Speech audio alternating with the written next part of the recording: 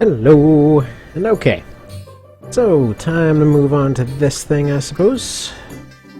Let's see. Yellow wings, so that's... should be a reasonably large fight. Is there anything that can be done before that?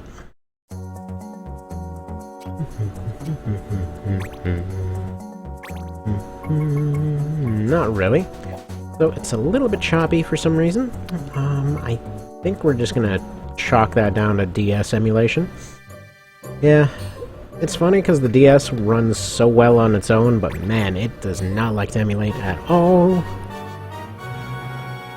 It's not that much worse, though.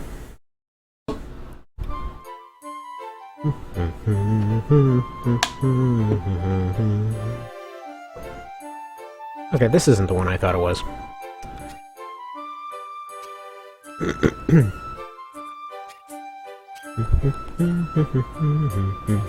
Well, they already know they're immortal, dude, so...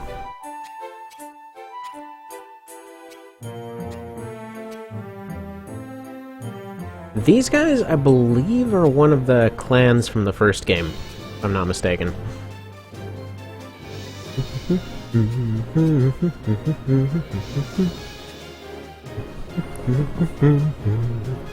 Love this theme.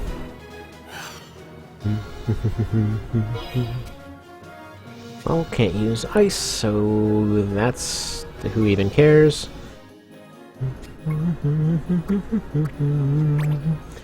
Alright, let's see... white mage, green mage... So probably leaving the thief behind. I know I'm not giving the Moogle much training here, but... he'll get his due. You'll see.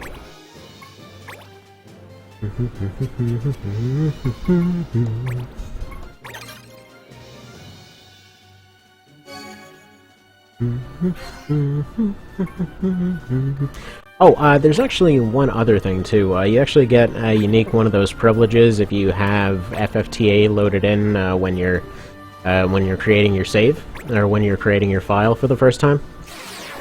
But yeah, I forgot to do that because it's a few extra steps that need to be taken.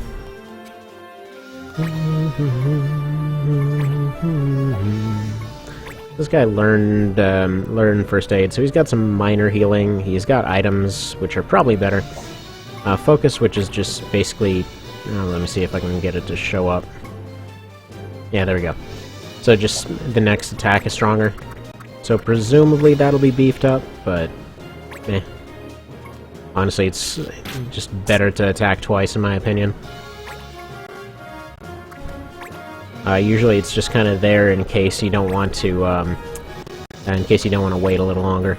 Or if they can't actually get into range. That being said, though, I think it's pretty much meant to be a reference to FFT. Because, you know, you're sitting and waiting for your stuff to charge up.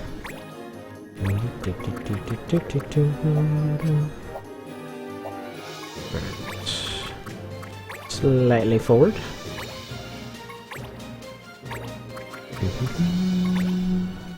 40%, 40%. Between the two of them, I would figure that one's more dangerous. Well, that's a downer. And that's usually why I don't end up using green mages for anything. So, good going, Genius. Just, you go ahead and charge them just right up to the front. That's the way to do it. You got this, bud. As long as you block off one of your other teammates. I forgot to give these guys items.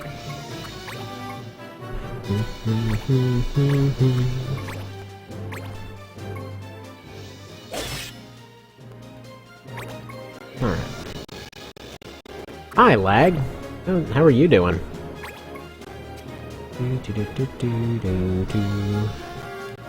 See if I set these priorities a little bit differently. See if that helps. This is lagging even more than usual.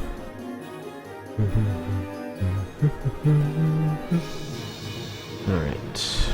Are you gonna cooperate?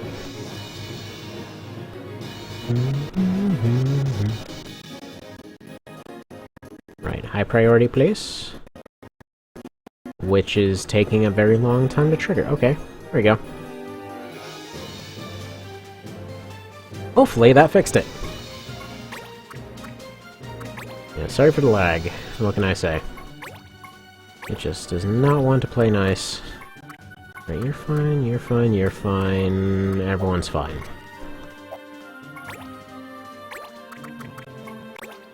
But this right here is why you basically have your healer trained to be an attacker too. Honestly, mixing black and white works very well in this. Green and blue, well, blue you can't. Blue and white's another okay one, although blue and black is better. Green and white theoretically should be really useful in this, but I'm not sure.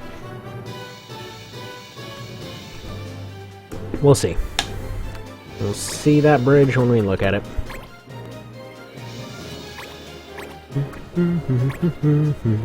What I just noticed? These guys are the starting party from the first game.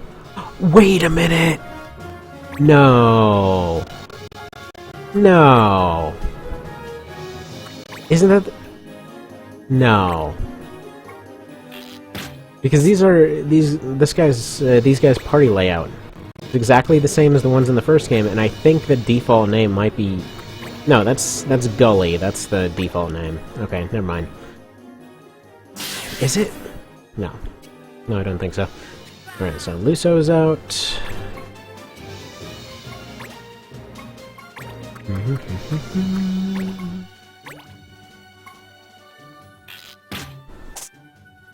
Why do you have your quiver on your back? You're not gonna shoot very quickly that way. And it's not even practical for pretty much anything. Thanks, Hollywood. It's funny, like, just about every single thing.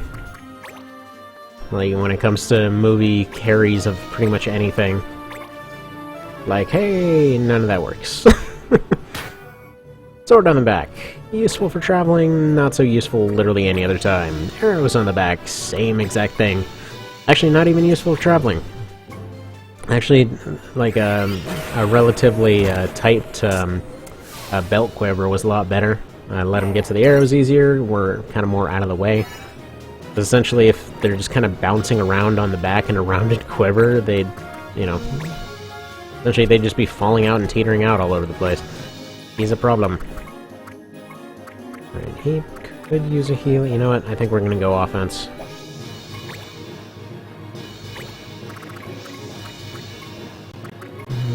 There we are. Feels like archers got very heavily nerfed. I could be wrong on that. Might just be situational.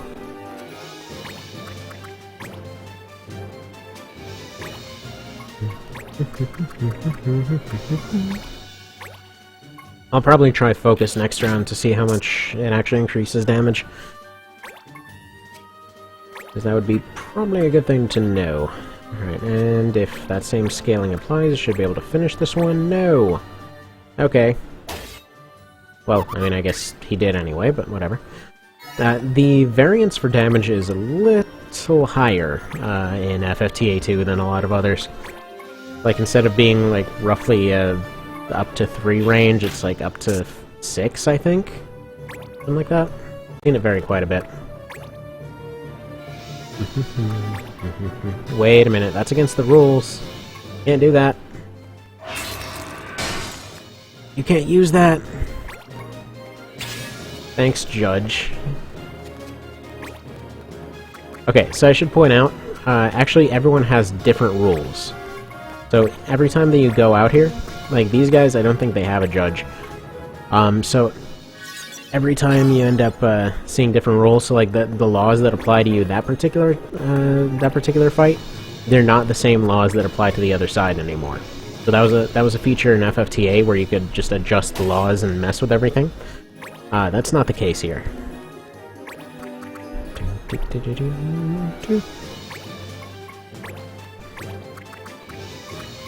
These are all just like hard laws on a particular thing, and that's it. Alright. Now let's see if this is worth it.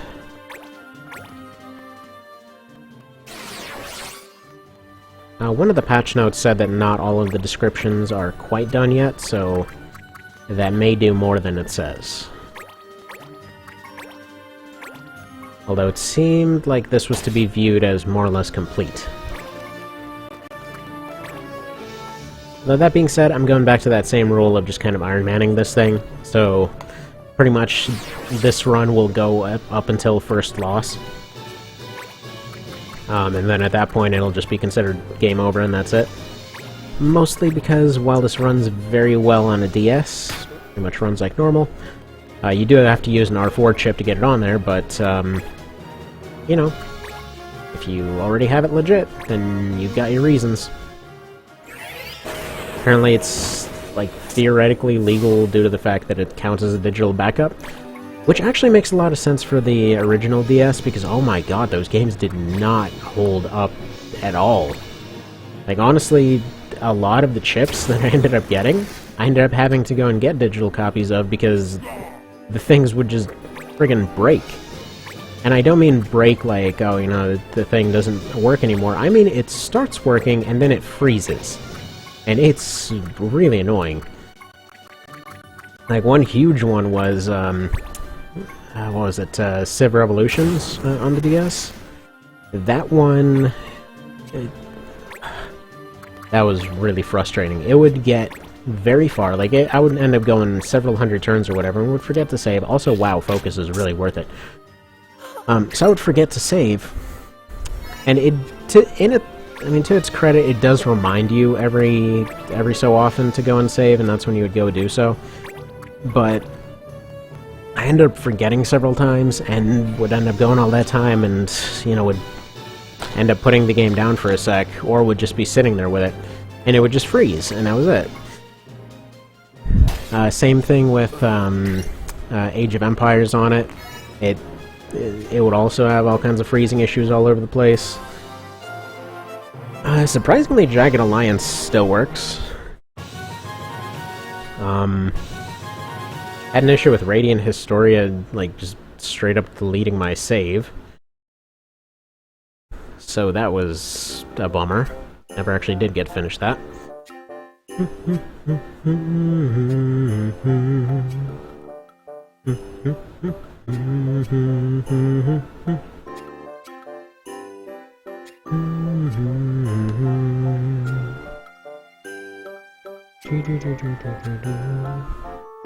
And that's the story in a nutshell. Luso goes and does whatever. Sid tries to keep him on track. Also, the journal just added another little bar on it. It's like roughly at 30% now.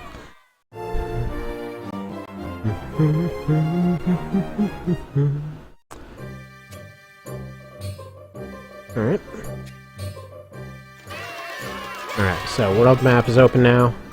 Get the second area. Before we do that, though, let's go look for more jobs. Land trials.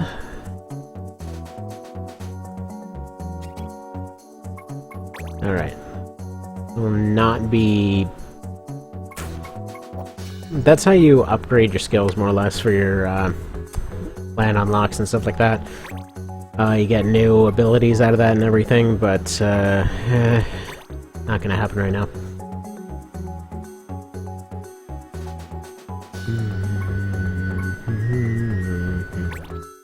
Alright, this lady needs an escort. I think that's a lady. I'm not... might be a guy.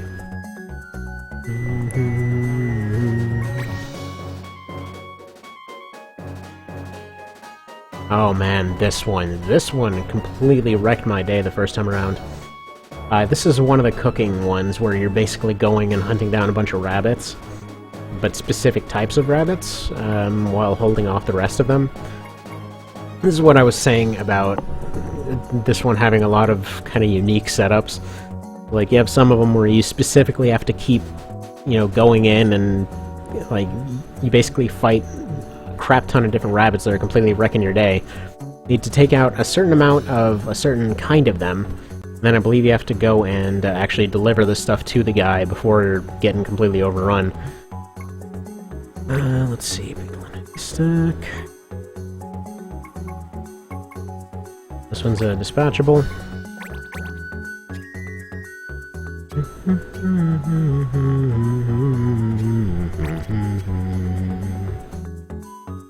Basically what it's saying is you can just send somebody out.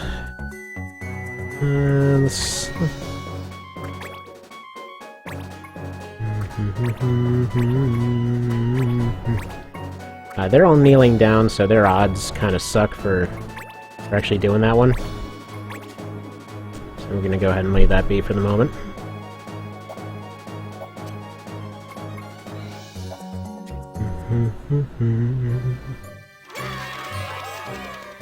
Alright. That's just a guy that needs a hand. Do that next time. Any new bizarre stuff? Probably not. Oh, there we go.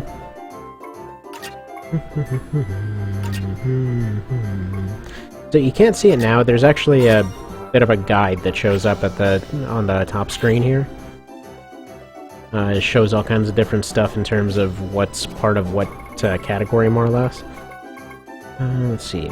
Spears, but we can't use those yet.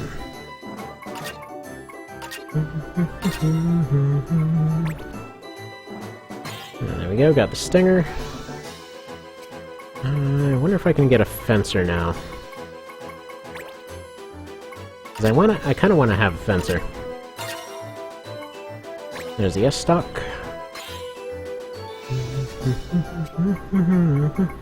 That's not what S-stocks were designed for, but okay.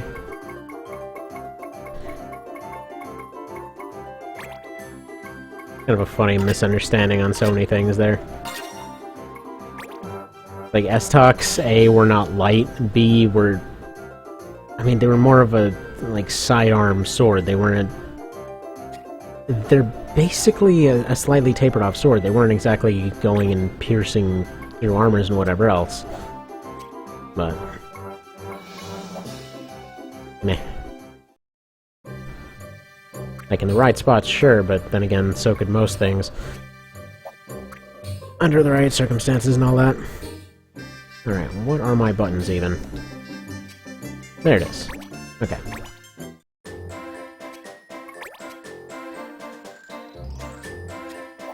So there we are. See you next time.